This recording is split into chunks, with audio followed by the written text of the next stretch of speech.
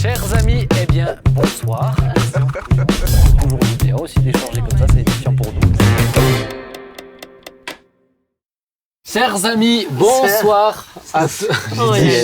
Oh, mais il est réveillé. Sur cette émission, il est réveillé. Vous avez vu, je suis bien entouré de 4 chroniqueurs ce soir. Je suis très heureux d'avoir frère Ribet à mes côtés. Ah bon, j'ai été promu. Bonjour, Ben. Bonjour. Oui, c'est mon frère, tu sais. Oui, oui. Cache ta joie. Hein, c'est pour ça que je te disais, on choisit ses amis, pas la famille. Voilà, c'est comme ça. Thibaut, tu vas bien? Très bien, ça commence bien. Bon, on voit que tu as mis le maillot pour le sujet de la Coupe du Monde. Il faudra réactualiser quand même. C'est vrai, j'ai pas d'argent pour... Ça, c'est celle de 1998. Ouais, c'est ça. Coupe du Monde. Ouais, c'est une belle année. Oui. Oui, Nathalie, ça. Nathalie. Je vais bien, merci. On est toujours On au faisait partie des majorettes sur le terrain en 98. Ah, cet j'ai humour. J'ai regardé. Tu sais quoi, quand il sera plus là, cet humour, ça va nous manquer. Pour l'instant, ça nous manque pas. Pour l'instant, tu as décidé de me... Je me prépare à chaque étape. Et toi, papa, tu vas bien? Mais oui, ça fait rire. Mais il est content. Il est content, il est heureux. Ça va finir en fou rire, je le sens. Il est content. C'est vraiment dangereux. Alors, vous le savez, je vous avais dit, on va parler de la Coupe du Monde, parce que la Coupe du Monde, la diffusion de cette émission, il nous reste à peu près 1 mois. Donc 1 mois avant la Coupe du Monde, maintenant elle fait beaucoup parler. Peut-être pour l'introduire, alors on va parler de plein de choses ce matin, mais pour l'introduire, peut-être... Matin, t'as dit? Ce soir, c'est vrai qu'on est diffusé le soir, effectivement. Maintenant. Et là, on est l'après-midi, effectivement. On est maintenant. Donc, on est maintenant. Coupe du Monde. La compétition aura lieu le 21 novembre jusqu'au 18 décembre. Le 2 décembre 2010, la Russie est désignée hôte de la Coupe du Monde 2018 et le Qatar pour 2022. Maintenant, pour rappel, les candidatures, c'était l'Australie, la Corée du Sud, les États-Unis, le Japon, l'Angleterre. Donc déjà, première question, pourquoi on choisit des pays qui posent un peu problème politiquement parlant? La Russie, elle posait déjà problème à cette époque-là. Et le Qatar. Ensuite, le budget total pour la compétition, c'est 200 milliards de dollars. Le nombre de touristes espérés, c'est 1,2 million, soit la moitié du pays, en sachant que tous ne peuvent pas être logés en même temps. Donc, ils vont habiter dans d'autres pays à côté, limitrophes, et des avions seront affrétés pour les amener pour voir les matchs de foot. Ah, ça, vous ne savez pas. Selon le journal The Guardian, c'est 6500 travailleurs migrants, indiens, pakistanais, provenant du Népal, du Sri Lanka, du Bangladesh, qui sont morts au Qatar. Ces chiffres, bien sûr, sont contestés par le Qatar. Et pour eux, ils disent 37. Seulement 37 morts. La construction réelle, nous avons 8 stades, un aéroport, un métro, des routes, des hôtels, des golfs, des parcs d'attractions. On parle d'un désastre écologique. Et puis, pour rappel, en France, actuellement, c'est Paris, Marseille, Strasbourg, Reims, Lille et Bordeaux qui ne diffuseront pas, sans compter les petites villes. Donc voilà, j'ai quelques petites questions à vous poser. Qu'est-ce que vous pensez de cette Coupe du Monde? Déjà, est-ce que vous suivez le foot? Est-ce que vous suivez particulièrement les Coupes du Monde? Oui. Ah bon? Oui, j'aime beaucoup suivre l'équipe de France. Ah, c'est qui ton joueur préféré? Actuellement, j'en ai pas vraiment. Ah, moi oui, Giroud. Ah oui, bon. Est-ce qu'il va être dans l'équipe, tu crois? Il y a de bonnes chances, parce qu'il est en forme. J'espère que l'entraîneur écoute notre émission. Alors, moi aussi, c'est Giroud, du coup, forcément. On va lui envoyer. Tim? Moi, je suis régulièrement le foot. Je regarde pas de match de foot, ou très très peu, parce que c'est trop long et j'ai l'impression de perdre mon temps. Mais j'aime bien suivre les résultats. Ah, tu suis les résultats. J'aime bien, je supporte le FC Barcelone, donc j'aime bien savoir les résultats. Et puis, donc toi, tu tires. Lionel Messi aussi. Tu tires pas du plaisir à regarder Lionel Messi, ni à suivre les matchs de foot. Tu tires du plaisir dans les résultats. Voilà. Les résumés. Mais t'aurais dû être comptable en fait, ça les fait. Je pense que ça serait dangereux que je sois comptable. Ah oui, mais comment pas en fait, c'est trop long les matchs. Ok, d'accord. Ouais, c'est ça. Jean-Marie? Oui, j'aime bien le foot, oui. C'est vrai? Oui. Mais les équipes d'aujourd'hui? Oui. C'est Raymond Kopa. Alors, dans les fans de Raymond Kopa. Ils avaient un ballon en bois, tu sais. Alors, est-ce que les shorts, ils étaient comme ça ou ils sont comme ça? Il n'y avait pas de shorts. Je sais pas qu'est-ce que tu regardais comme foot sans short. Bizarre, il veut me faire passer pour je sais pas quoi. Donc, je regarde. Et tu regardes les gens jugeront. Le but, c'était la caverne qui était... Le but, ouais. Et toi, papa, tu suis? Alors, j'aime bien le foot. Toi, t'aimes bien? J'aime bien. Je suis pas assidu au championnat de France parce que ça ennuyeux, moins. un Mais oui, la Coupe du Monde ou la Coupe d'Europe, ça c'est. Toi, tu suis. Maintenant, je veux pas être assidu à tous les matchs. Quand la France joue, ça m'intéresse. Et puis sinon, Ouais, c'était même arrivé de Oui, rater juste des par, cultes pour suivre le match, là. non. Non, c'est pas vrai. C'était pour créer une rumeur. Non, jamais. Jamais. au grand Jamais. jamais. Ah non, ça. Ah non. Moi, je me rappelle même. trop. Je me rappelle Je trop. ne peux pas mettre sur un. On est d'accord. On avait regardé avec Sam, on avait regardé ensemble la finale de La Coupe du Monde. 98. Ouais. On était 98, ensemble. Ouais. ouais. J'étais Ah de oui. passage. J'habitais pas ici, mais j'étais de passage à Mulhouse pour le week-end ou la semaine, je sais pas. Enfin, et le dimanche, là. on a eu le culte et après l'après-midi, Sam m'a dit on va aller manger à midi chez quelqu'un. Donc on était et je comprenais pas pourquoi il s'attardait. Mais à la fin, il s'est incrusté et on a dû regarder chez eux. Je sais pas si eux regardaient le foot, mais du coup ils ont regardé. Et on a mangé tous du même côté de la table pour voir le match. Ouais. Et, mais on a rigolé, mais surtout qu'on avait gagné. J'étais là. Tu te rappelles de moi? Ah non, pas du tout. Ah bah Tu j'avais étais 5 ans. aussi Bah oui, j'avais 5 ans, ça fait Ah plaisir. bah oui, je me rappelle, il y avait un gamin qui courait de partout. Oui, Et qui Non, nous non, énervait je me pas rappelle. simplement. Si Je me rappelle pas. avec eux, il faut se poser des questions quand Je me même. rappelle pas. En tout cas, moi je suis pas trop le foot de temps en temps, mais Coupe du Monde, plutôt Coupe Ouais, du Coupe Monde, du Monde. mais même pas beaucoup de matchs parce que sinon ça me fatigue. Et souvent quand un match est ennuyant, c'est Oui, oui. à part les Mais matchs. d'accord. C'est vrai que tu te fatiguais toujours en regardant les autres travailler. Ça, c'est vrai.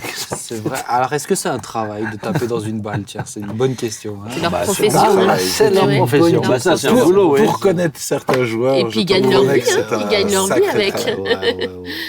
Non, non, Très exigeant d'ailleurs. Ah, est-ce que je pourrais pas le faire? Ouais, je suis pas. On verra selon mes talents. Je vous en parlerai plus tard. Mais donc là, on arrive sur une. Moi, je te promets une chose, tu ne pourrais pas le faire. Là, il rêve complètement. Mais ça serait bien. Tu vois, je me suis déjà vu en joueur de foot, mais ça me va pas comme vie. Trop compliqué. Oui. Régime et tout ça, t'es obligé de les manger. autographes, tout ça, oui, en Ah, fatigant. c'est ouais. difficile. Maintenant, moi j'ai vu la Coupe du Monde du Qatar qui fait beaucoup débat. La question c'est est-ce que ça fait débat en vous? Est-ce que vous avez déjà discuté de cette Coupe du Monde avec vos amis? Et si oui, pourquoi? Qu'est-ce qui vous pose question? Ah, moi, ce qui m'avait fait débat déjà à l'époque, c'est le changement de date. Ah, en hiver. Ouais. Oui, parce que c'est l'été normalement. Voilà, donc on est capable de changer beaucoup de choses pour laisser un tout petit pays pouvoir régner dans le monde du football. Ouais.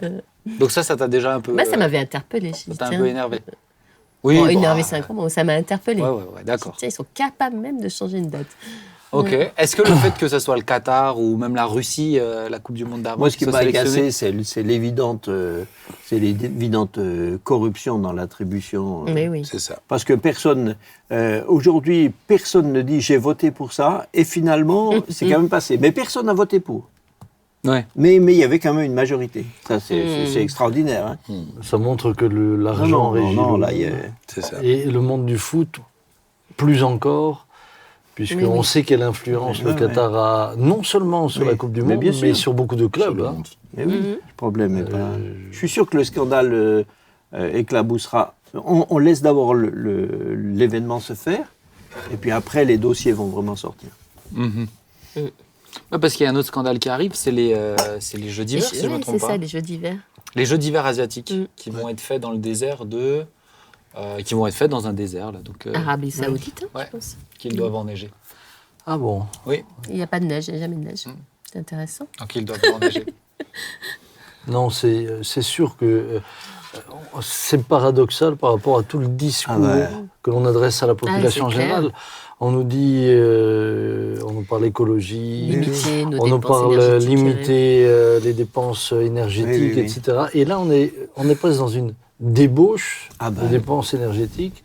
On est juste à l'opposé de ce que l'on nous demande de Ah oui, faire. parce qu'on n'a même pas évoqué Et je- les je stades pense que climatisés beaucoup- aussi. Hein. Oui, Ah mais bah oui. justement, je pense que beaucoup de gens sont en tout cas à minima étonnés de ce que ça Bah fasse, pour oui. ne pas dire être Bah oui. scandalisés. Et c'est dommage parce que le but du sport, c'est pas ça. Ah oui. Mais aujourd'hui, le sport est devenu un vecteur politique. Mais est-ce que, alors vous avez pensé au boycott, à tout, un peu ces choses-là, à des actions pour montrer un Oui, désaccord? moi, j'y vais pas. C'est bien, Jean-Marie. Eh bien, on sera deux. Eh bien, on sera 3. J'hésite encore. Mais qu'est-ce que vous pensez de ces villes ou des gens qui boycottent? Est-ce que vous allez boycotter la Coupe du Monde? Alors, moi, personnellement, je donne mon avis. Moi, je pense pas boycotter la Coupe du Monde. Pour quelle raison ? Parce que j'ai l'impression que je suis pas d'accord, mais qu'il y a des choses que je suis encore plus pas d'accord. Et que j'ai envie de mettre mon énergie, je dirais, à me battre contre peut-être des choses sur lesquelles j'ai envie de mettre mon énergie pour ne pas être d'accord. Est-ce que ça veut dire que je vais forcément suivre comme ça ? Mais je veux être libre face à cet événement-là. Si j'ai envie de regarder, je vais regarder. Si j'ai pas envie. Mais il y a des choses pour lesquelles j'ai envie de mettre mon énergie pour me battre contre ces choses-là. Et donc moi, c'est en ça où je vais pas boycotter, même si je suis pas d'accord avec tout. Voilà, c'est mon avis. Nathalie. Moi, j'ai le sentiment que c'est une Coupe du Monde qui est moins faite, moins festive. Il y a moins l'idée des nations qui se réjouissent de se retrouver. Enfin, moi, en tout cas, je vais presque oublier que la Coupe du Monde arrivait. Non, mais parce que les dates aussi sont peut-être différentes. Ouais. Mais ça m'émeut pas plus que ça, cette Coupe du Monde. Ok, mais tu vas la boycotter ou pas ? Non. Je vais oublier, je pense qu'il y a des matchs. Ah À l'équipe oui. de France, c'est pas la peut-être, même chose. Entre le boycott et l'oubli, c'est pas. Mais- Oui, inconsciemment. Pour moi, le problème de fond, c'est que d'un côté, on est scandalisé par ce qui se fait. De l'autre côté, je suis aussi très, très interrogateur de l'idéologie qui sous-tend le boycott, etc., etc. Parce que là aussi, il y a toute une idéologie qui est derrière. Et quand on l'analyse vraiment et qu'on va jusqu'au bout et de tous ceux qui la promeuvent, on n'est pas forcément à l'aise non plus. Donc je pense qu'il faut que chacun se fasse une opinion personnelle et qu'il se sente libre. Et du coup, tu vas la boycotter ou pas ? Non, je pense que je vais regarder le Jordan. match qui m'intéresse et puis voilà. Ouais. Et toi, Jean-Marie ? Moi, je suis pas dans une logique de boycott, non, parce que je trouve aussi que c'est dommage pour les joueurs eux-mêmes qui, eux, n'ont pas choisi que ça se passe au Qatar, et les amateurs de football qui n'y sont pour rien non plus, et qu'à la fin, le boycott finira par punir ceux qui y sont pour rien. Et ça ne changera rien de toute façon, elle a lieu là-bas. Le but du Qatar, c'est d'être une vitrine pendant ce temps-là. Donc de toute façon, c'est ce qui se fera, donc ça ne changerait rien. Et puis alors, je suis des fois étonné que, voilà, des fois, sur un événement comme ça, boycott, mais des choses, à ce moment-là, il faut être logique. À boycotter, il y en a plein et tout le temps. Mais Alors pourquoi tout d'un coup ça ? Justement, on va y aller après. Il y a plein de choses qui sont totalement iniques, corrompues dans la société de tous les jours. On les accepte, quoi. Ouais, Donc, mais on va venir justement sur cette partie-là après. Maintenant, est-ce que sur le boycott de la Coupe du Monde, est-ce que vous avez l'impression, moi l'impression que j'ai aussi, c'est de voir un peu un effet de mode, des villes qui se positionnent, nous on est pour, nous on est contre, etc. Est-ce que vous avez l'impression un peu que c'est aussi un effet de mode qui pousse les gens un peu à boycotter ? C'est quoi ? Tu parlais de l'idéologie derrière ce boycott. Pour moi, c'est une pression idéologique qui amène les gens à se positionner, parce que derrière, il y a un électorat, il y a un tas de choses qui sortent entièrement de la sphère football et de la sphère sportive. Après, on peut, à juste titre, être attristé, voire scandalisé par la manière dont les stades se sont construits, la manière dont les ouvriers étrangers ont été traités au Qatar, avec quel mépris, avec quel... Ça par contre, pour moi, c'est un drame humain. On a finalement, ces gens-là étaient là comme s'ils n'avaient pas d'identité, comme si leur vie n'a pas servi, n'a servi qu'à un stade, et ensuite, voilà, on leur a pas donné le moyen d'être en sécurité. Donc, face à ça et face à la souffrance humaine en général, je crois que chacun de nous doit s'élever. Mais alors, comme on le dit, c'est vrai ici, mais c'est vrai dans bien d'autres endroits. Parce que si on part du principe qu'il faut boycotter le Qatar, alors il faut boycotter tout ce que le Qatar soutient. Vous avez des clubs de foot qui vivent du Qatar. C'est vrai ? Le FC Krumjus, par exemple. Non, je dis un mot, je ne veux pas citer d'équipe en particulier, mais à partir de là, il faut tout boycotter. Et ça, c'est pas...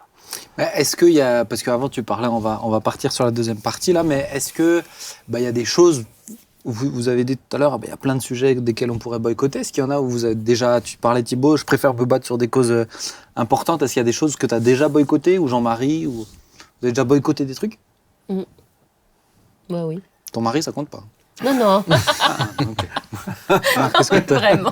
Qu'est-ce que t'as boycotté? Vous vous rappelez cette histoire des enfants du Bangladesh qui étaient exploités pour fabriquer des vêtements? Et c'était des vêtements de marque française. Il y en avait quelques-unes de marque française. Et moi, j'ai vraiment le souvenir d'avoir évité, pendant je ne sais pas combien d'années, d'acheter ces marques-là. Ok. Moi, dernièrement, j'ai été, moi, personnellement, scandalisé par des publicités pour certains produits. Et je dois dire, à partir du moment où on avance ces arguments-là pour nous faire acheter ça, Du coup, tu l'achètes pas. c'est sûr que je ne serai pas le client. Oui, oui, oui. Moi aussi, ça joue. Jean-Marie? Mais moi, oui, je trouve qu'il y a souvent comme c'est ça, des effets de mode, des idéologies. Je me souviens de quand il y avait l'histoire ultra grave, dramatique avec Charlie Hebdo. Mais après, tout d'un coup, toute la France était je suis Charlie, je suis Charlie. Moi, je suis pas Charlie. Je suis pas. J'ai pas envie d'être amalgamé à quelque chose qui te ressemble pas. Qui me ressemble pas. Même si évidemment on est on réprouve au dernier degré ces événements, mais j'ai pas envie d'être récupéré par un mouvement d'idéologie. Oui, parce que, en tout cas, moi, je l'ai ressenti pour relancer même un autre débat, c'est Black Lives Matter. Moi, ce qui m'a embêté, c'est que tout d'un coup, c'est toutes les vies qui ont du sens. C'est toutes les vies qu'il faudrait défendre. Alors, oui, les blacks, mais les blancs et je veux dire, de toutes les nations. Et donc, effectivement, je suis très d'accord avec Jean-Marie. Moi, souvent, ces mouvements de foule, de tout ça, moi, ça m'inquiète parce que tout d'un coup, on met le focus, tout ça, mais on en oublie plein d'autres. Et la récupération. Et il y a de la récupération. Oui, la récupération. Et je trouve que c'est toujours dangereux. Et moi, une cause en ce moment ça fait maintenant un bout de temps, mais c'est l'avortement. Aujourd'hui, ça me... Je me dis, c'est là où presque on devrait se lever plus, tu vois, sur des causes comme ça, où c'est un génocide. Et honnêtement, j'ai l'impression que tout le monde s'en fout, et que même les chrétiens, alors de temps en temps on en parle, mais qu'est-ce qu'on fait vraiment? Et ça me questionne, je prie pour ça, où je me dis, qu'est-ce qu'on pourrait faire? Peut-être pour effectivement faire quand même bouger les choses, parce qu'effectivement, ne rien faire dans un cas comme ça, je trouve... ça me dérange plus. Et même ça peut être aussi récupéré dans l'autre sens. Et je suis d'accord. Oui. Parce qu'en ce moment, aux États-Unis, eh bien, c'est les anti-avortements qui ont récupéré la cause pour des fins qui deviennent aussi politiques. Oui, purement politiques. Donc, dans tous les sens. Avec le danger d'imposer sa vision de la vie mue par nos convictions à des gens qui n'ont pas du tout les mêmes convictions. Donc c'est là tout le débat, par exemple avec l'avortement. C'est comment être vrai et amener juste la personne qui veut le faire à pouvoir bien réaliser ce qu'elle va faire. Pour moi, c'est ça. C'est ne pas lui mentir. C'est l'amener à pouvoir prendre une décision qui soit éclairée. Ce qui aujourd'hui n'est pas le cas. D'ailleurs, vous avez un pays aujourd'hui où c'est la Hongrie, avant que la femme avorte, eh bien, le praticien doit lui faire écouter le cœur du bébé. Pour la rendre consciente de ce qu'elle va faire. On lui dit pas tu peux pas honnête. le faire, mais tu dois être consciente. Puisque si c'est qu'une question de légiférer et d'interdire, là c'est juste imposer à tout le monde C'est ça. ma foi ou ma manière de voir les choses. Et c'est plutôt, jusqu'à où peut-on aller pour que la femme qui s'engage, entre autres, c'est pas le sujet qu'on a là, mais soit éclairée. Mais ça, c'est vrai sur un tas de sujets. C'est ça. Parce que là, encore une fois, le boycott, c'est un petit geste simple qui est très encouragé sur pas mal de choses. On a eu McDonald's qui a été encouragé à être boycotté, Nike qui a été encouragé à être boycotté, beaucoup de marques. Je vous lis juste une petite histoire, peut-être que vous le connaissez, Thibaut, normalement il la connaît, parce qu'un artiste, Mick, a fait une chanson dessus qui s'appelle La légende du colibri. T'as déjà entendu ? Non. La légende du colibri. Alors un jour, dit la légende, il y eut un immense incendie de forêt. Tous les animaux terrifiés, atterrés, observaient impuissants le désastre. Seul le petit colibri s'activait, allant chercher quelques gouttes avec son bec pour les jeter sur le feu. Après un moment, le tatou, agacé par cette agitation dérisoire, lui dit « Colibri, tu n'es pas fou ? Ce n'est pas avec ces gouttes d'eau que tu vas éteindre le feu. » Et le colibri de répondre « Je le sais, mais je fais ma part. » Alors ma question c'est, est-ce que faire sa part sur des petits sujets comme ça, est-ce que faire sa part sur une petite, même ne serait-ce qu'une... Tu vois, moi j'ai envie de saluer ceux qui disent j'aime le foot, mais parce que cette cause elle me touche, je décide de boycotter. C'est des convictions. Parce que c'est des convictions, il faut Oui, le dire. Il faut le respecter. Mais est-ce que c'est utile ? Qu'est-ce que vous en pensez ? Est-ce que vous estimez que ce que le colibri fait c'est juste ? Est-ce que ça a du sens ? Est-ce que... Dans l'histoire, il y a quand même eu des boycotts qui ont été utiles. Je pense à Rosa Parks, par exemple. Elle a délibérément, elle s'est placée en devant d'un bus qui était réservé aux Blancs. Et à partir de là, en fait, ça a déclenché tout un processus, un mouvement, où les gens ne prenaient même plus le bus, en fait. Ouais. Et un petit geste, mais qui a complètement changé la face des choses aux États-Unis, quoi. Ouais. Mais quand vous entendez parler de ces petits gestes, tu vois, même quelqu'un qui dit non, par principe, j'éteindrai ma télé, est-ce que vous avez envie de dire c'est bien ou c'est chouette, continue, ça peut faire la différence ? Est-ce que c'est le genre de geste ? Vous l'avez dit tout à l'heure, en fait, ça changera jamais. Si c'est sa conviction, moi je crois qu'il faut la respecter, dans la mesure où il n'y a pas le jugement au sens inverse. Parce que c'est toujours ça le problème. C'est qu'aujourd'hui, il y a la dictature du geste. Si tu ne le fais pas, tout d'un coup, tu deviens coupable de ne pas l'avoir fait. Alors qu'on devrait être dans le respect de la liberté les uns des autres. Moi, je suis assez pragmatique. Dans l'histoire du colibri, je trouve, oui, il fait, même si c'est une part dérisoire, mais il l'a fait quand même par rapport aux faits réels, factuels. Il met quand même de l'eau sur le feu, donc c'est quand même un rapport. Tandis que quelqu'un soit chez lui et qu'il allume ou qu'il n'allume pas la télé, n'affecte personne. Personne ne le saura, personne ne le sait, et ça ne change rien. Donc ça me paraît moins pertinent. Mais comme vous l'avez dit, je trouve que c'est aussi une position qui est tout à fait respectable et défendable. Je pense que ton argument, il peut être, à mon avis, retoqué dans le fait de si tout le monde le faisait, ça changerait quelque chose. Je pense que c'est un peu le principe des votes. Oui. C'est-à-dire qu'effectivement, disons que mon vote, la pub n'aurait plus de valeur, plus rien. Ouais, voilà. Oui, non, mais par rapport, je pensais par rapport au Qatar, c'est un événement unique. Et on ne pas en arrière. Mais peut-être ça ferait réfléchir sur les autres fois. En même temps, je trouve que ça serait un échec pour eux. Ouais, c'est ça. Si tu n'as pas 1 milliard de personnes qui les regardent, c'est un échec. Des milliards. Oh, je ne sais pas. Non, je ne sais pas si c'est un échec. Puisqu'ils ont décidé d'acheter la Coupe du Monde pour être une vitrine. Mais si tout le monde éteint la vitrine à ce moment-là... Mais permettez-moi juste... ils l'ont été déjà. Si on pousse un peu la logique, on en arrive aujourd'hui aux confrontations qu'on a dans le monde, où tu as une partie du monde et certains pays qui rejettent maintenant la culture occidentale, pour toutes les raisons que nous savons. Et dans le genre, etc.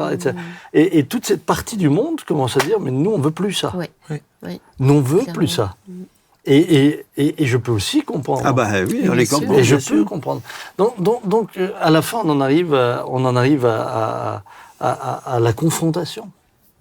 À la confrontation et à celui qui sera le plus fort. Et c'est là que, oui, Parce qu'on peut aussi boycotter. Pourquoi les Français ne boycottent pas de payer la part d'impôt qui correspond, enfin ceux qui sont anti-avortement par exemple, à ce moment-là, ils devraient aussi boycotter de payer la part des impôts qui sert à ce remboursement. C'est ce que faisaient pendant le temps les Américains pendant la guerre au Vietnam. Il y avait des centaines de milliers de gens qui ont décidé qu'ils défalquaient de leurs impôts la part qui payait la guerre au Vietnam. Ils étaient cohérents avec eux-mêmes. Mais faut le faire pour ça, mais faut le faire aussi pour autre chose. Si on n'est pas d'accord avec l'école, faut boycotter l'école. Si on n'est pas d'accord avec alors on est dans sa caverne, quoi. Ouais. On paye plus d'impôts. Oui, juste la part. Juste. Si on trouve tout injuste, tu vois. Maintenant, je trouve aussi que c'est bien de responsabiliser les gens. Qu'ils aient leurs convictions, qu'ils aient leur jugement sur les situations. Parce qu'on a le sentiment aujourd'hui que les gens ne veulent plus trop se mouiller. Alors, c'est le contraire, hein, je sais. Mais chez les jeunes, souvent, on a l'impression qu'ils ont du mal à prendre leur empreinte dans cette société. Parce que quelque part, ils savent que le peu qu'ils vont faire, ça ne va pas vraiment bouger grand-chose. C'est pour ça que l'idée du boycott, des fois, quand même, moi, me plaît assez. Par la responsabilité qu'on porte dans certaines grandes affaires. On dit que la génération juste qui vient, elle est beaucoup plus engagée justement dans les causes. Notre génération l'était moins, la vôtre encore moins. Mais toi, t'es jeune pour moi. Mais c'est vrai qu'on les dit plus engagés. Ouais. Mais moi, la question, c'est est-ce que ça a du sens? Tu vois, un peu comme tu le dis, t'as l'impression que c'est David contre Goliath, le gars qui éteint sa télé contre le pays du Qatar, ou le colibri qui amène sa goutte d'eau sur du feu, tu vois. C'est pas seulement petit contre grand, c'est est-ce que ça a un sens? Moi, je trouve que l'histoire du colibri a plus de sens parce que c'est quand même on est réellement dans le fait, quoi. Enfin bon. Mais regardez à quel point même ce genre d'appel au boycott peut devenir une vraie dictature en sens inverse. On a obligé, par exemple, tous les footballeurs de porter un maillot. Le maillot qui, finalement, allait dans le sens le maillot de la avec les couleurs, gay, le maillot avec les couleurs du Et vous avez un gars qui a eu le courage, enfin, je ne sais même pas s'il a eu le courage, il n'est pas venu. Et on l'a suspecté. Mais on ne lui a pas permis d'être différent.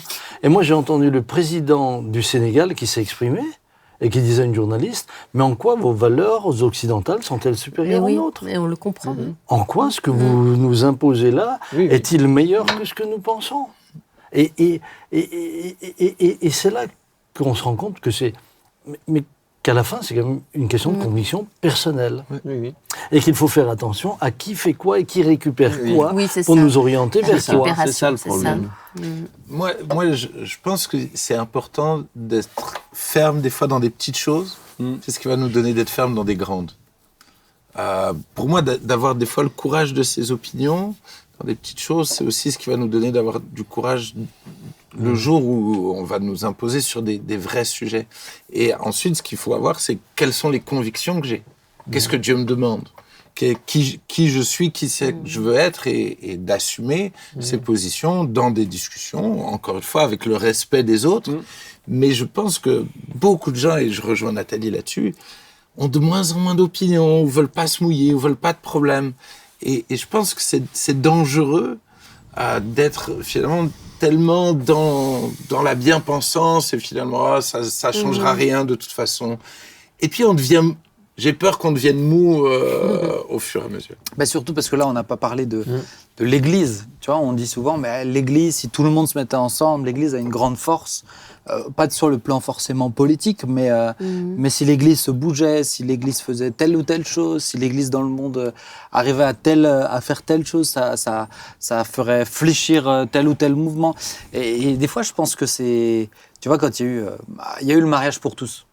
Mariage pour tous qui a été récupéré aussi, mais où l'Église, beaucoup dans l'Église ont décidé de se bouger, chose qu'on n'a pas, chose qui n'a pas été faite, je dirais très souvent dans un truc hyper clair comme ça. Mais est-ce que des fois de se dire, ne serait-ce que dans ces petites choses, d'avoir cette habitude en fait, de faire des petits mouvements tous ensemble, c'est pas ce qu'on aura besoin aussi plus tard, de s'unir. Tu vois là, le gouvernement, c'est ce qu'ils nous disent. Si tout le monde baisse à 19 degrés. C'est ça. Alors bon, c'est ce qu'ils nous disent. Mais le principe, c'est ça. C'est si tout le monde se met à baisser à 19... On aura tous la grippe en même temps. On aura tous la grippe. Et les médecins auront encore plus de travail. Non, mais on passera l'hiver. Bon. Mais en même temps, l'Église... Alors, puisque tu en parles maintenant, je pense quand même que quand je regarde le livre des Actes, ou quand je regarde les seules fois où l'Église... en tout cas, l'Église, là, et Christ lui-même, ne sait que... ils se sont toujours mobilisés et ont toujours bougé pour une seule raison, c'est annoncer l'Évangile. Parce que au fond, la seule chose qui peut vraiment changer les choses, c'est le changement de ça, la cœur. différence. C'est le reste, on va changer le vernis ou la couleur, mais on n'aura pas changé le cœur. Et donc ça, et je pense que l'Église a une vraie raison de se mobiliser. Et nous, chrétiens, on a une vraie raison de se mobiliser. C'est que l'Évangile peut changer le cœur d'un homme et d'une femme. C'est vrai. Et à ce moment-là, au lieu de se battre pour lutter contre les conséquences de ce que provoque un cœur qui, lui, n'est pas droit, eh bien, les conséquences vont se dissiper d'elles-mêmes parce que le cœur sera changé. Et en ça, je crois que les chrétiens devraient se laisser encourager à aller de l'avant et puis à parler de Christ naturellement, mais naturellement, sans que ça se fasse partie de nous. C'est tellement beau. Et puis aujourd'hui, il y a tellement de personnes qui cherchent. Tu vois, regarde, je suis complètement 100% d'accord avec toi, mais Martin Luther King, Oui. qui était pasteur baptiste, mais il a décidé de faire avancer une cause qui était pas juste à annoncer l'évangile. Quand il prenait la parole, c'était pas juste pour annoncer l'évangile à certains moments. C'est sûr. Et ça a fait bouger. Vrai. Et c'est vrai, ça fait bouger les lignes. Est-ce que ça fait avancer l'évangile? Non, je crois pas. Mais est-ce que c'est... Mais autre chose, c'est qu'aujourd'hui, on te dit même aux États-Unis que finalement le clivage, le cœur, le racisme dans le cœur est toujours le même. Il y a que les lois qui ont changé. Et heureusement qu'elles ont changé. Oui. Et donc heureusement ça valait la peine qu'ils se battent quand même pour que ces lois bougent. Oui, ça valait, bien sûr que ça valait la peine. Ouais. Et puis, ça serait la même discussion que si tu vois quelqu'un, je prends un exemple un peu, mais en train d'être violé, tu vas y aller et effectivement, tu vas pas te dire, ah non, moi j'annonce juste l'évangile. Donc effectivement, il y a des causes logiques qui accompagnent finalement le fait qu'on veuille annoncer l'évangile et pour lesquelles il faut se battre. Et je pense aujourd'hui qu'on manque de courage. De courage pour ses opinions, de courage même pour annoncer l'évangile. Et pour moi, c'est un tout. C'est aussi une vraie question de courage, d'assumer ses opinions, ce pourquoi on a envie de se battre. Ok, vous voulez rajouter quelque chose sur cette partie, Jean-Marie?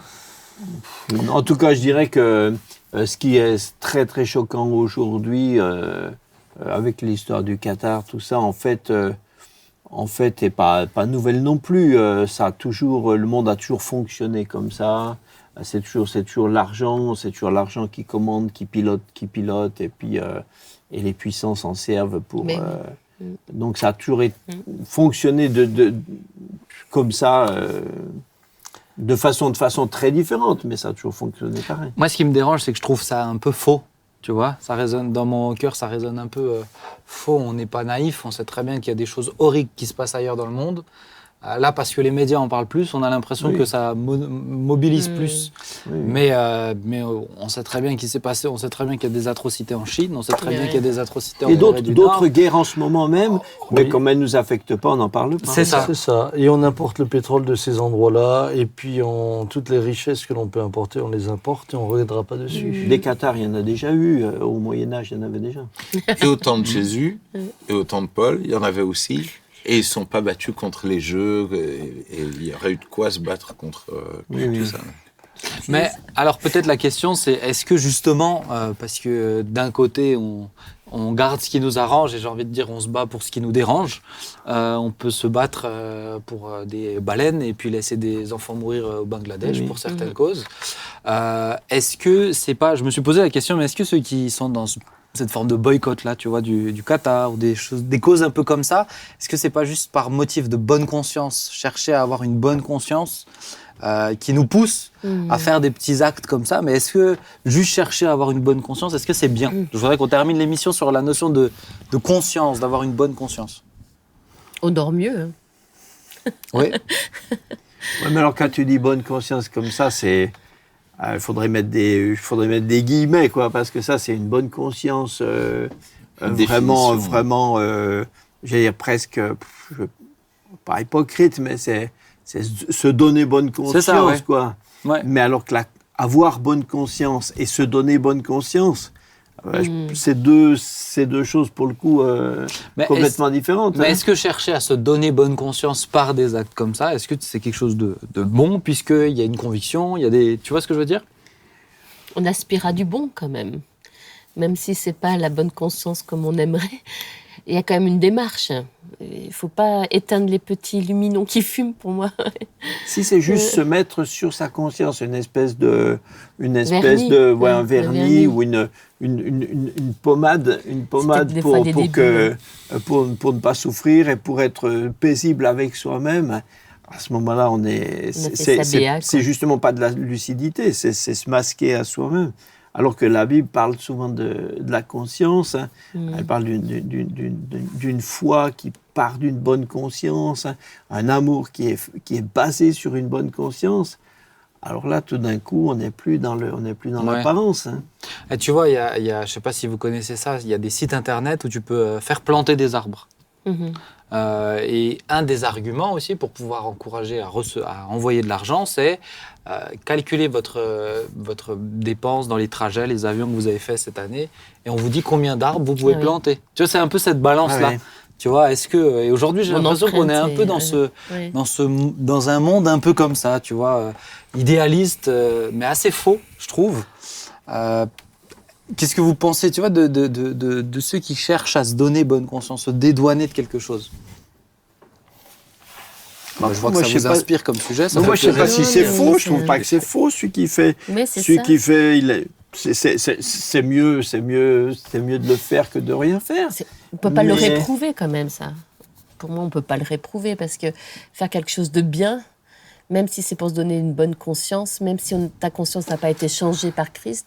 Est-ce que tu n'endors pas la vraie conscience? C'est ça. Est-ce que notre vraie conscience en Christ est toujours endormie? C'est dans ce sens-là que je dis, c'est la différence entre avoir une bonne conscience et se donner bonne conscience. Ce que je trouve assez intéressant dans ce que tu dis là, c'est que la même société qui nous pousse à consommer et en consommant à polluer, nous pousse en même temps à planter des arbres. C'est hypocrite. C'est parfois hypocrite. Ah oui. Pour pouvoir faire du papier avec lesquels on fera on imprimera des choses contre la destruction des forêts. En même temps, c'est ceux qui font du papier qui plantent le plus d'arbres. Hein, mais bon. Alors, nous, dans le principe de planter, dans le principe de respecter la nature, dans le principe de respecter la création en tant que chrétien, je pense que c'est important. Ça fait partie. Moi, je dirais que dans la conscience chrétienne, respecter la nature dans laquelle nous sommes, veiller à cette dernière, ça fait partie de ce que nous sommes, mais sans tomber dans le piège dans lequel on est aujourd'hui. Où on nous culpabilise pour la moindre des choses, et puis en fait on se donne bonne conscience parce qu'on nous a culpabilisés. Mais la bonne conscience pour moi, c'est celle qui naît de notre cœur. C'est pas celle qui est le résultat de quelqu'un qui d'abord m'a donné mauvaise conscience pour ensuite me pousser à faire quelque chose et me donner bonne conscience par rapport à Mais c'est compliqué parce que ce qui naît de ton cœur, ça bien sûr. Ça, ce qui vient de et puis on s'inspire aussi des fois des autres. Moi, honnêtement, ces derniers temps, je me suis rendu compte que, effectivement, des fois, dans ma manière de consommer l'électricité, de tout ça, effectivement, je vivais comme un pacha et que je pouvais faire des progrès.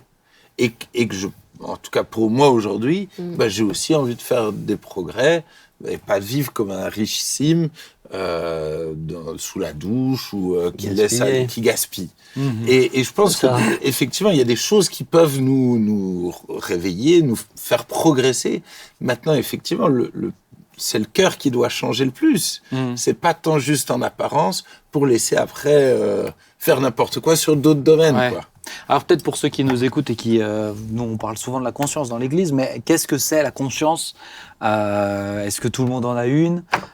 Si vraiment éteindre sa télévision parce qu'on est convaincu, notre conscience elle nous pousse à le faire, mais que ça change rien pour le Qatar et que ça changera jamais rien, est-ce qu'il faut suivre sa conscience? Pour moi, la conscience c'est pas ça. Ça, si ça en fait partie, mais pour moi, la conscience, c'est un organe intelligent et que ça va bien plus loin que simplement une appréciation très à la louche, c'est bien, c'est pas bien, quoi. Et souvent, c'est juste un peu comme ça. Et tout le monde a une conscience, tout le monde est né avec une conscience, tout le monde connaît le bien et le mal. C'est un cadeau Ça, de c'est Dieu. depuis le jardin d'Éden. Ils ont mangé du fruit de l'arbre de la connaissance du bien et du mal. Autrement dit, ils ont avalé une conscience, quoi. Et depuis, tout le monde a une conscience. Tout le monde a une conscience, c'est obligé. Mais si on l'écoute, elle devient intelligente. Si on marche dessus tout le temps, elle fonctionne très peu. Et je pense qu'il y a la plus grande partie des gens aujourd'hui fonctionnent avec une conscience qui fonctionne à 5%. Si on savait vraiment, si la conscience est vraiment aiguisée, aiguë, voilà, c'est un moteur. Pour moi, la conscience c'est un moteur de recherche, c'est un processeur, c'est un outil extrêmement complexe, perfectionné, intelligent, qui va bien au-delà de juste une espèce de grossière balance. Ouais, tu peux, non, tu peux plus. Et donc pour toi, les gens arrivent à distinguer 5% de... Ils font le bien, ils font le mal. Ah oui. C'est ce qui explique aussi pourquoi il y a tellement d'atrocités.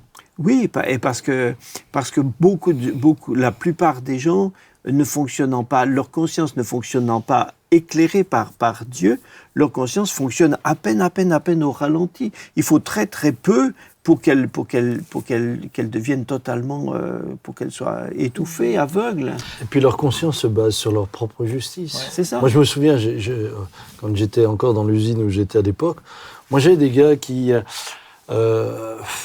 volaient, mais ils disaient ce que je prends là, c'est ce qu'on ne me donne pas sur mon salaire et que je mérite. Donc voilà. Ah oui. Robin des Bois. Oui, Robin des Bois pour eux-mêmes. Hein, ils se battaient pour eux-mêmes. Donc oui, ils encourageaient tout le monde à faire comme ça. Mais ce que je veux dire par là, c'est que si la crainte de l'Éternel, c'est le commencement de la sagesse. Et ça, c'est la base de tout. Sinon, chacun se fait sa propre conscience. Tu as des hommes aujourd'hui, ils trompent leur femme, mais ils vont te dire, mais moi je trompe pas ma femme, j'aime ma femme. Celle avec qui je couche, c'est juste physique.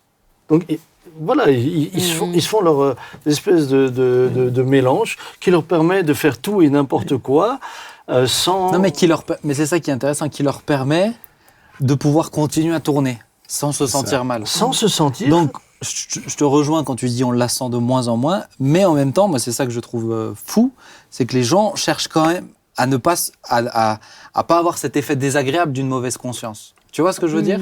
Donc ils trouvent leur parade, mais ça veut dire que leur conscience elle fonctionne quand même. Ah bah oui, mais elle peut finir par ne plus fonctionner du tout. Si on marche, c'est comme un chemin. Le même dans un champ qui produit beaucoup de fruits, ça produit du fruit partout, sauf à un petit endroit qui produit rien. C'est juste, il est exactement de même nature, sauf qu'il est tout le temps piétiné. Ouais. Tout le monde marche dessus, donc il produira rien. Si on marche sur sa conscience tout le temps, elle devient tellement dure qu'elle ne peut plus rien dire. Mais il suffirait qu'elle soit labourée pour que de nouveau, elle porte du fruit comme le reste à côté. Vous vouliez dire quelque chose, Thib ? Moi, j'ai l'impression que la question, elle est que cette conscience qu'on a tous reçue en nous, elle doit être régénérée, et c'est le seul moyen, c'est les régénérer, d'être inspirée par le Saint-Esprit, et donc elle retrouve effectivement sa pleine vigueur. Mais pour moi, même les pires qui ont éteint leur conscience, ils ont toujours une conscience, sauf qu'elle est déréglée, et elle voit le monde avec le dérèglement qui s'est produit. Mais je crois que tout le monde a une conscience. Tout le monde croit, malheureusement même les pires, les pires méchants, ils croient que ce qu'ils font, c'est bien, que ça va leur faire du bien, que c'est bien pour le monde. Et je ne crois pas qu'un jour quelqu'un soit sans plus aucune conscience, sans plus aucune compréhension d'un sens de bien ou de mal. Même les pires, mais ils vont voir le mal ailleurs que nous, on le va le voir. Moi, ce qui m'a toujours impressionné, par exemple, dans le quartier de Medellín, tu avais les gangs qui, finalement, ont été à l'origine de la destruction massive d'une jeunesse atteinte par la cocaïne, etc., mais qui te diront et qui, derrière eux, avaient toute la population qui, au travers de ce trafic, eh bien, vivait bien. Et bien, donc, le gars se disait, mais je fais du bien. C'est ça. Je fais du bien. Et c'est pour ça que la conscience peut être totalement défigurée. C'est ça. C'est ça. Et le péché a défiguré la conscience. Paul Par parle- contre, quand le Saint-Esprit vient, et c'est ce que j'ai vécu quand j'étais à l'hôpital avec le Covid, tout d'un coup, des choses qui te semblent anodines, la lumière de Dieu vient dessus et ça prend une ampleur. C'est ça. Mais une ampleur qui alors te devient insupportable. Tu dis, mais c'est Et- pas possible que j'ai été comme Et ça. là, tout d'un coup, on se C'est pas rend possible compte que j'ai fait ça. qu'on voyait très peu. C'est ça, Paul parle de conscience, excuse-moi, je parle de conscience cautérisée. c'est ça. Oui. C'est marqué Ouais, au fer c'est justement rouge. ça. Quand quelque chose une plaie ou a été marquée au fer rouge, cautérisée, alors en tout cas à cet endroit-là, elle est devenue insensible. Mhm. Et je pense qu'on peut justement mieux mesurer la différence entre l'humanisme, qui justement peut-être présente une conscience de faire le bien Ouais. pour l'homme, mais avec un arrière-plan en fait déjà déchu en fait. L'humanisme tourne souvent en rond autour de soi-même au final, alors qu'une conscience selon Dieu va avoir justement une ampleur qui est complètement différente, une richesse complètement différente, qui va avoir un aboutissement complètement différent, qui va avoir pour nous aussi des conséquences complètement différentes. Et là, souvent on dit, on n'a pas besoin de croire en Dieu pour faire le bien. C'est vrai, si ce n'est que c'est pas la même destinée, quoi. Mais regarde, Quel bien, oui. si quelqu'un... Ouais, mais je suis d'accord avec vous, mais si quelqu'un... T'allais dire quelque chose, t'es d'accord avec... Non. Si quelqu'un n'a jamais entendu parler de Jésus, Oui. on est d'accord? Jamais, jamais. Ni ses parents, ni ses grands-parents, ni ses arrières, et on remonte jusqu'au temps de Jésus. Personne n'a jamais entendu parler de Jésus, parce qu'il est paumé en pleine forêt, et qu'il suit sa conscience. Ok, il fait ce qui est sur son cœur, et vous avez tous dit que la conscience, ça vient de Dieu, c'est un cadeau de Dieu. Mais est-ce que Dieu est pas heureux du fait qu'il suive sa conscience? Est-ce que cette conscience-là, elle donne pas des bonnes choses? Moi, je crois que ça C'est donne des déjà, bonnes choses. oui, c'est déjà Mais, un départ, hein. même la Bible en parle. Que Dieu juge en fonction de ce qu'on a reçu. La Bible Il en faut- parle. Oui, il dit, s'accusant, Paul dit, ils ont tous une conscience, et ceux qui n'ont pas la loi de Dieu, qui n'ont pas de religion, qui n'ont pas de connaissance, leur conscience s'accuse et se justifie tour à tour. Des fois, ils savent, en eux-mêmes, ils savent qu'ils font le mal. Mais quelqu'un qui n'a pas été aidé, sa conscience, elle n'a pas été nourrie, elle n'a pas été éduquée, elle est rudimentaire. Je me souviens de cette tribu dont parlait dans Richardson, là, c'est dans L'éternité dans leur cœur, je crois, une peuplade qui avait, je sais pas, chez des aborigènes, je crois, ils avaient intégré la traîtrise comme une valeur héroïque, quoi. Donc il fallait trahir, il fallait celui qui était le plus grand traître. Hein. Quand le missionnaire a réussi à leur expliquer pour la première fois l'évangile, quand il a expliqué la trahison de Judas, ils ont poussé des cris de triomphe. donc là, et ces gens-là, à un moment, il a trouvé la faille et leur conscience leur a encore parlé. Mais en Et même se sont temps, repentis. et en même temps, Jean-Marie, C'était des coupeurs de tête. c'est intéressant ce que tu dis, parce qu'aujourd'hui, à mon sens, la société entière dit que finalement, si on est dans une société culpabilisée, c'est à cause du christianisme. Oui, c'est vrai, ils disent ça. C'est-à-dire Ben oui. éliminer le christianisme et on va recouvrir une forme de liberté Bien qui sûr. nous permettra de faire tout ce qu'on a envie sans plus être sous l'espèce de moralisme religieux, etc. Alors que ce que appelle la liberté, c'est un autre esclavage, c'est celui du péché, qui amène à un asservissement beaucoup plus grand, et on le voit. Bien sûr. On parle d'ensauvagement de la société, c'est un mot assez récent, mais on y est. On est dans un ensauvagement. Enlève l'évangile et la société devient sauvage. Mais en même temps, cette même société essaye d'enlever le christianisme parce qu'elle dit c'est le christianisme qui nous a donné cette conscience qui finalement nous culpabilise. Oui, mais ça remonte depuis les Lumières. Hein, c'était Rousseau, le mythe du bon sauvage. Oui. C'est la société qui nous a appris ce que c'est que le péché, etc. L'homme naturellement était bon, etc. J'ai beaucoup aimé ce que disait Johanna Samritzer. Lorsque cette journaliste lui a dit « Vous, missionnaires, vous êtes venus enlever, vous venez appauvrir les populations dans lesquelles vous vous trouvez en les dépouillant de leur culture, vous êtes un impérialiste, vous leur enlevez leur culture. » Et j'ai beaucoup aimé lorsqu'il a dit mais si les appauvrir, c'est permettre à une jeune fille de ne pas être excisée et de pouvoir vivre une sexualité normale, alors je suis heureux de l'avoir fait.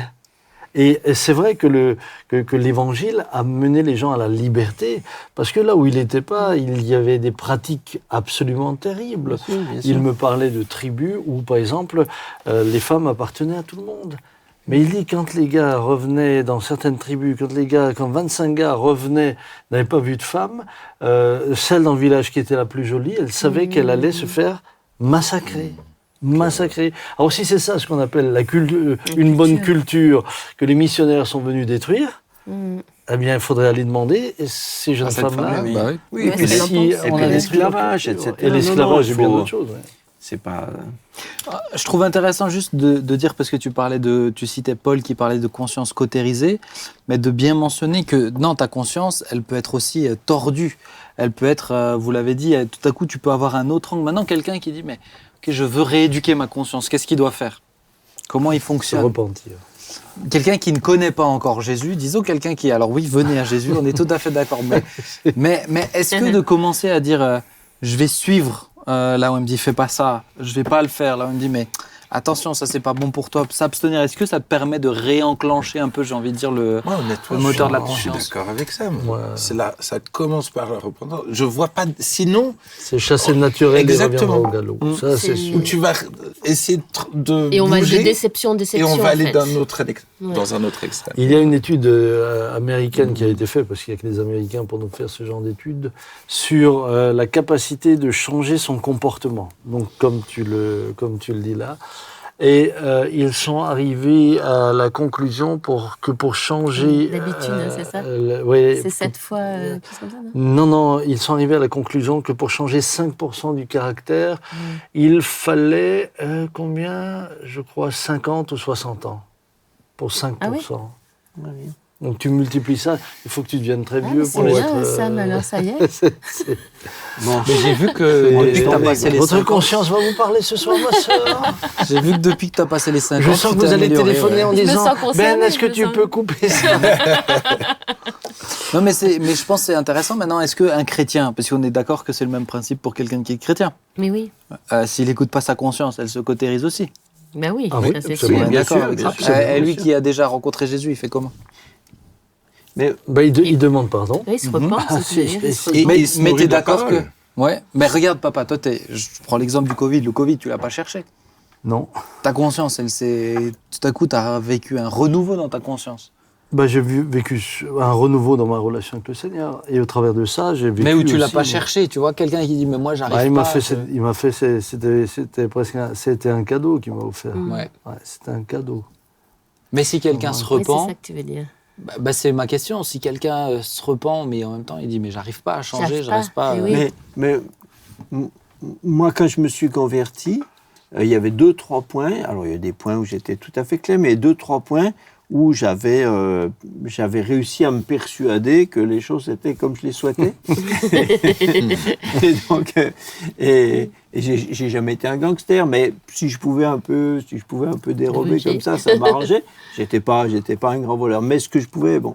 Mais tu étais doué, je crois. Mais je m'étais persuadé. C'est vrai que depuis que tu es à l'apéro, on a des petits trucs On qui a des disparaissent. Et je cherchais. Chaque fois, on doit racheter Je des savais. stylos ici. Et au début, ça me paraissait, même si j'étais vraiment chrétien, et j'étais vraiment, je m'étais décidé, je m'étais reparti, mais il fallait que ce travail dans ma conscience porte du fruit.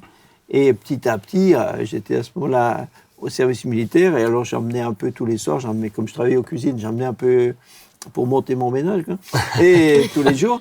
Et au début, mais très honnêtement, je trouvais ça complètement normal. C'était complètement normal.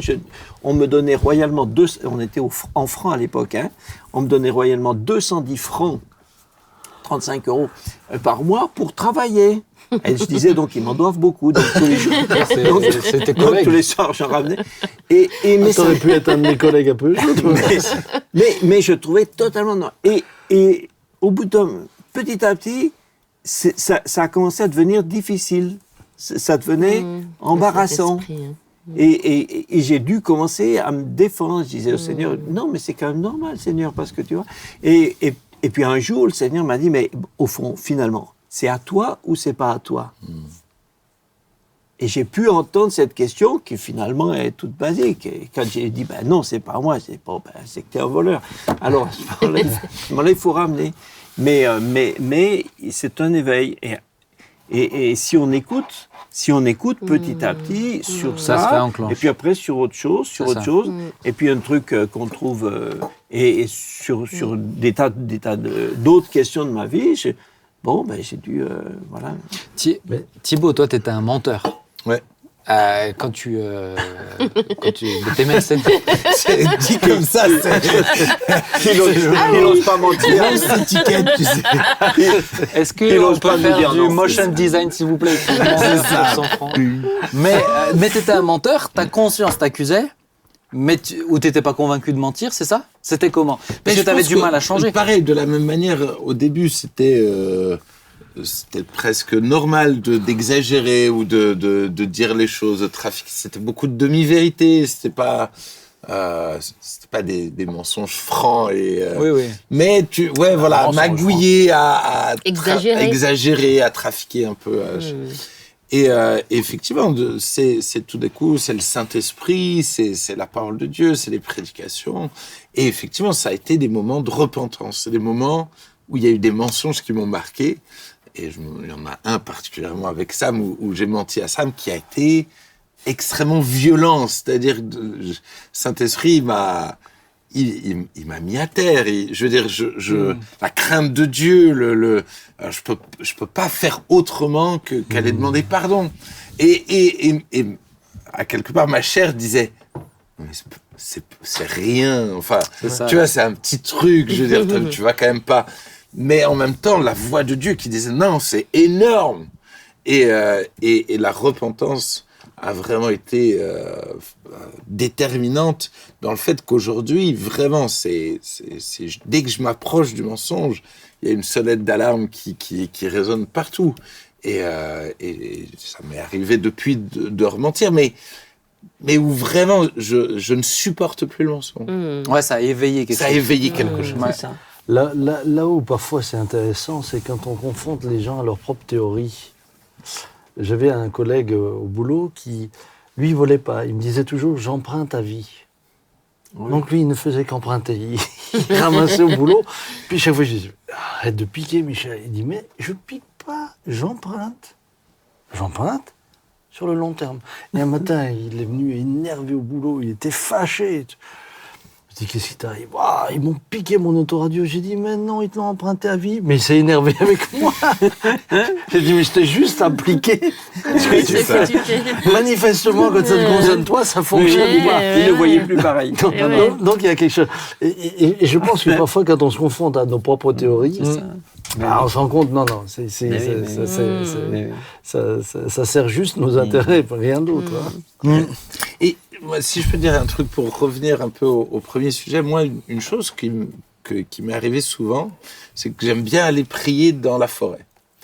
Et le nombre de fois où j'ai senti le Saint-Esprit me pousser à ramasser les déchets, où le Saint-Esprit m'a poussé à faire des petites choses comme ça dans le secret, je crois que c'est juste aussi. Je crois que le Saint-Esprit veut nous changer intérieurement sur des choses qui paraissent des fois très spirituelles, mais également sur des choses très concrètes pour la planète, pour des choses comme ça. Et je crois vraiment que le Saint-Esprit veut nous pousser à avoir un impact dans toutes les sphères de la société. Et on doit le laisser, effectivement, nous aiguiser réellement notre vision des choses pour investir dans ce qui compte pour lui et dans des choses qui nous demandent à nous. Personnellement, il va peut-être demander d'autres choses à d'autres, Mais en tout cas, nous, on doit être sensibles et obéir au Saint-Esprit dans ce qu'il nous demande de Ouais, les faire. petites choses, ouais. Exactement. Les amis, ça fait 1 heure qu'on discute. On est parti du Qatar jusqu'à la bonne conscience. Donc, merci pour ça. En tout cas, si j'ai bien compris, il ne faut pas boycotter le Qatar. Il faut Chacun accepter fait ce Jésus. qu'il veut. on n'a pas dit ça, Chacun- non, t'as rien chacun- compris. Ben. Ah, là, Ah, t'as c'est rien pour être compris. sûr, c'est pour être sûr. Non, mais en tout cas, accepter Jésus, ça vous donnera bonne conscience. Ah oui, ça c'est sûr. Ça, t'es d'accord avec moi? Non, une bonne conscience. Oui, c'est ça. On va prier ensemble. Jean-Marie, tu veux bien prier? Oui, d'accord. Merci Seigneur de nous avoir donné une conscience qui a été purifiée par le sang de Jésus.